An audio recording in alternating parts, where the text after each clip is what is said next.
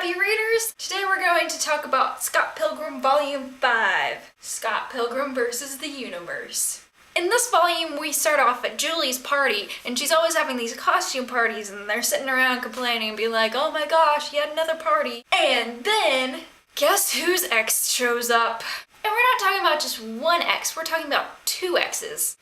Because they're twins. So two of Ramona's exes show up with a robot. Instead of fighting Scott themselves, they have this robot going on, and like they keep sending robots his way throughout the novel.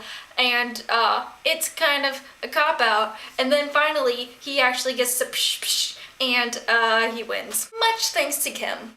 She's kind of the hero of the novel rather than Scott or Ramona or somebody else. You know, she just really comes in and not really swoops in and saves the day. She's just there to give an encouraging word to different people. And she's actually, like, still one of my favorite people. What other characters can we talk about? Knives Chow is just kind of, I don't know, getting better and strange at the same time.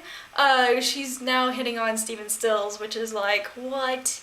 He just broke up with his girlfriend for the 5 billionth time or something like that. Yeah, so she kind of, the teenager in her kind of brings out some dirt on Scott and kind of makes his life not really a living hell, but quite close. I really enjoy how these books are written because Brian Lee O'Malley uses like everything in that he draws in the storyline.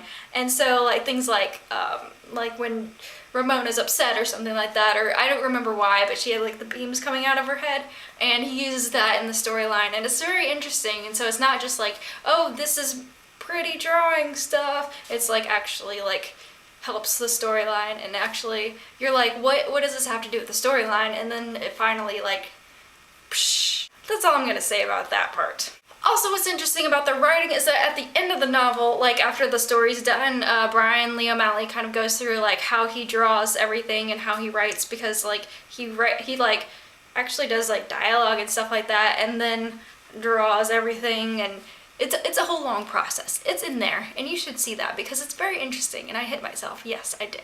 Overall I feel like it's a very much of an improvement from Volume 4. Volume 4 was kind of, from what I remember of how I felt about it, I was like, I don't know, but this one is definitely a step up, and I keep moving my arms around. And so, yeah, you should check that out and have a great day and no, it's not happy reading. Keep reading.